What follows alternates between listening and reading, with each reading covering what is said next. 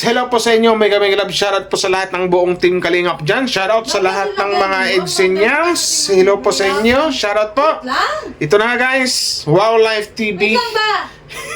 At saka si Miss Im's Life. Wala nang edit to guys. Kasi ang gusto niya mangyari, maglagay ko ng video. So ilagay natin yung video clip na mayroong sinabi si Kalingap na may video clip na may sinabi si Kalingap Ido. Anong PIP? Pip. Oh, pip daw. Ano ibig sabihin ng pip? Yung nilagay mo lang yung video ano mo. Yes. So, yun na guys, no? Pero bago tayo magsimula guys, pag-usapan na yan ng NHC about ito sa mga issue nangyari kay Viancy. Hindi, sorry, hindi apply issue dun sa mga taong nang babato or nang babastos kay Viancy. Kasi for me, tawag dun pang babastos na eh. Pero bago tayo magsimula guys, suportahan po natin ang buong team Kalingap. Kuya Val Santos Matubang, Kalingap Rab at Edna Vlogs. Tsaka sa lahat ng mga Kalingap Reactors, Kalingap Charity Vloggers, suportahan po natin. Karipa, Strikers, Watchers, o diba? Vios, so yun yan. Tsaka sa mga Kalingap Charity Vloggers guys, don't forget to support kasi medyo mahirap yung gawin araw-araw sa pag-i-scout nila.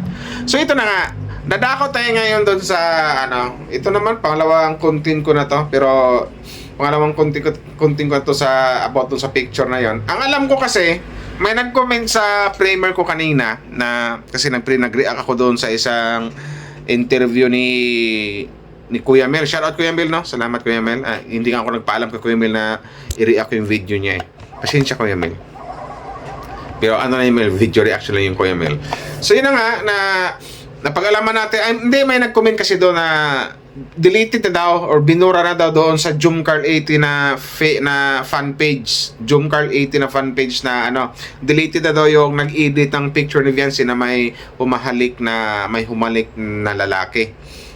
Well, I don't know kung lalaki, kung anong klaseng mukha ng lalaki din kasi nakatagilid lang. Ingat lang bay. Ingat lang parikoy. Or ingat lang manang lula kung sino ka man. Darating din ang tamang panahon na yung salitang karma, hintayin mo lang yan. Kasi walang ginawang masama sa'yo si Viancy pero binastos mo ang bata ng ganyan. At saka bago tayo tatakot yan sa usapin na yan, pakiusap din sa mga reactor. Kung gagawa rin ng thumbnail, medyo rin naman. Dahan-dahanin din. Pwede namang takpan ng smiley, gano'n kasi alam natin na pangitingnan yung gano'n. So, yun lang ha. Hindi po ako, kumbaga, suggest ko lang po na sa lahat ng mga reactor kung man ng thumbnail lang dapat may kahit malang kunting takip na gaya ng ginawa ko kahapon. So nasa sa inyo naman po yan. Kumbaga sa akin request lang to or suggest lang. Tapos dito kay Kalingap Ido nga, narinig natin sa live ni Kalingap Ido pagdating sa mga ganyang bagay na alam ni Kalingap Ido kasi Kalingap Ido talagang sanay na sa sukbit at alam na alam niyang edit lang talaga doon na yung tinatawag na apps na AI. Sus ko po. AI-generated boyfriend kasi yun.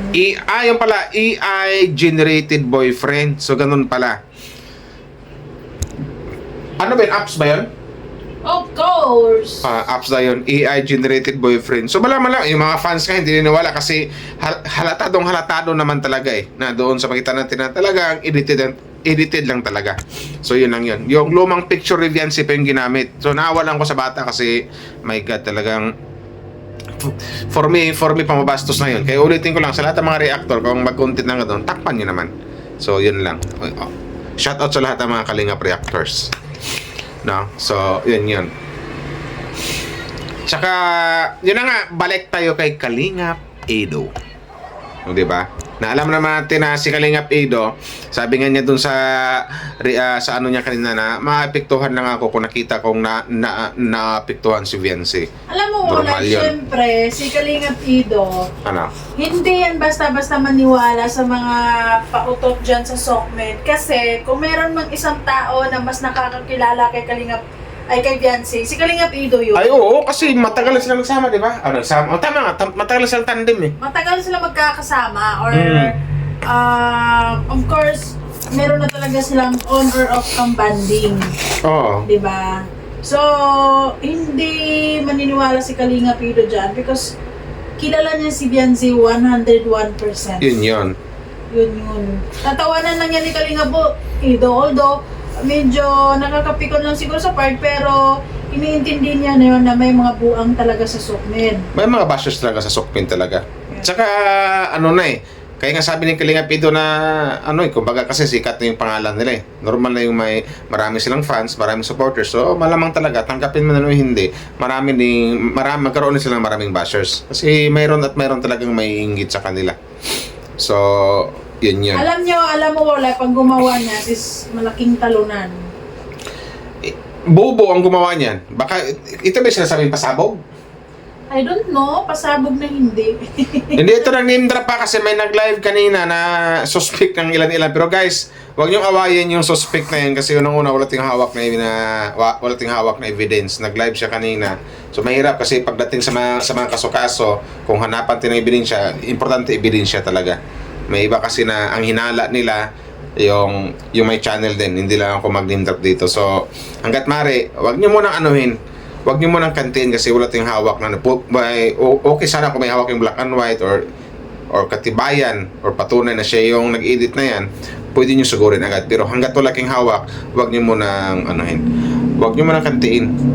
Ganon lang po yun. Diba? Kayo talaga, sobrang init mga EDC fans. Kalma lang, kasi si Kalinga Kalma lang kayo. Alam mo nyo guys, Oo. Pido, isa yun sa mga taong prangka talaga. Baka ang iniisip na mag-edit siguro nun, kasi alam ko yung edit nun, parang may malaking galit kay Viancy talaga eh.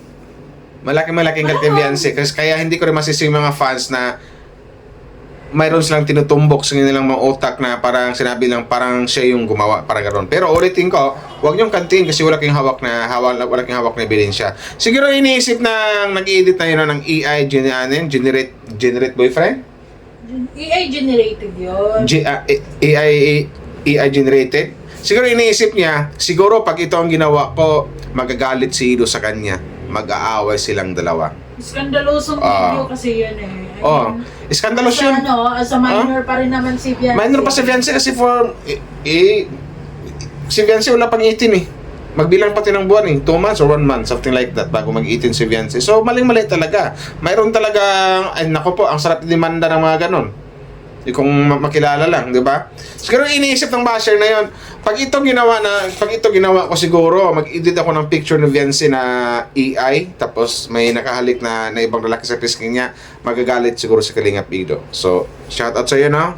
Sabi ko lang sa iyo, huwag kang syungak-syungak. Huwag kang aning-aning.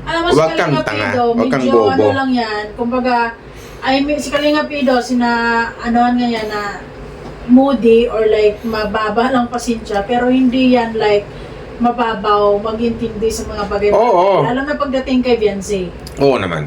Kasi bukod sa magulang ni Viancy or sa pamilya ni Viancy, ang mas nakakakilala dyan, si Kalinga Pido. Siyempre, kasi isang taon na mahigit eh. Isang taon kalahati yung pagsasama nila as a tandem eh. Di malamang na malamang kilatis na ni Kalinga Pido kung anong mayroong ugali ang isang Viancy girl. So doon sa plano ng basher, sa paggawa ng ganyan, bobo, hindi ka nag-isip, BO ka, bopuls ka, boplax ka. Hindi mangyayari yun na pag-awayin mo yung dalawa. Kasi alam ko yun yung pinakapunto mo doon na pinakaplano mo na pag-awayin mo yung dalawa. Hindi naman tanga yung mga Edsenians or mga Kalinga fans, especially Kalinga Pido na maniwala dyan sa pinagagawa mo.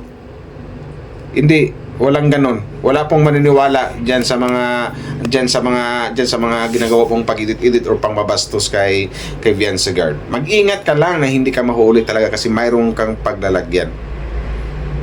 Yun lang yun. Binastos mo talaga ang isang Viancy Guard. 'Di ba? Sabi ko sa iyo, gabitan mo ng utak kung mayroong pasabog ka ng pasabog, 'di ba?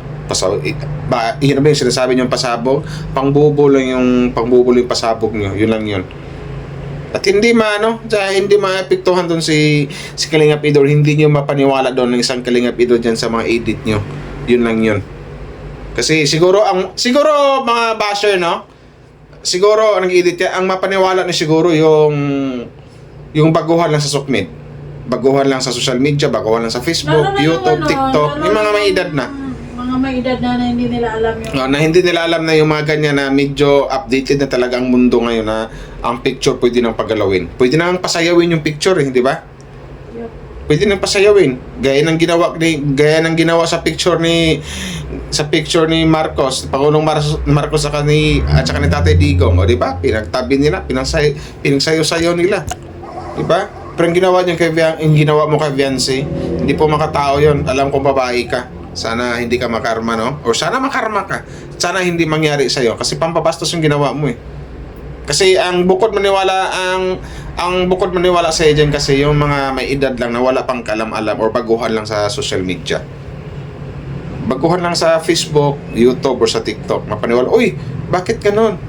Mayroon palang ibang boyfriend ang isang Viancy. Akala namin ang boyfriend sa Kalingap Ido. So mas maganda na rin yung makontent natin na makontento para ipaliwanag doon sa mga sabihin natin sa may mga edad na baka mayroong naniniwala na hindi po ganyang babae ang isang Viancy girl at hindi po totoo yan. Edited lang po yan sa tinatawag lang AI apps. Hindi po ganong babae ang isang Viancy girl. Yun lang yun. My God. Di ko alam sa bakit hindi kayo makamove on sa EDSI, no? Hanggang ngayon, pambabastos nyo kay Viancy, pangbabash nyo sa EDSI. Ano bang mayroon sa EDSI? Bakit nagkakaganyan kayo? Hayaan nyo na yung dalawa.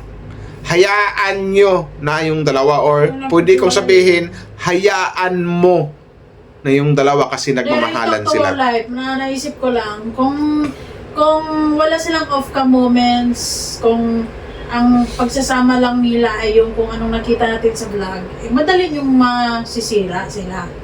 Pero meron kasi silang on or off cam or meron silang off cam moments. Yun ang pinaka ano doon yung yun ang pinaka real kasi doon, pinaka legit yung off cam moments. Ano bang ibig sabihin noon? I-explain ko ba kung ano yung off cam? Yung nabalitaan natin na sino bang lagi naghahatid kay Viancy? Simula noon pag mayroon silang pinupuntahan. Walang iba kundi si Kalingap Ido. Nung dating bahay nila Viancy na sobrang layo pa na babiyahe sila ng isang oras, si Kalingap Ido, walang iba. Alagang-alaga yan ni Papa AIDS ang isang Viancy girl.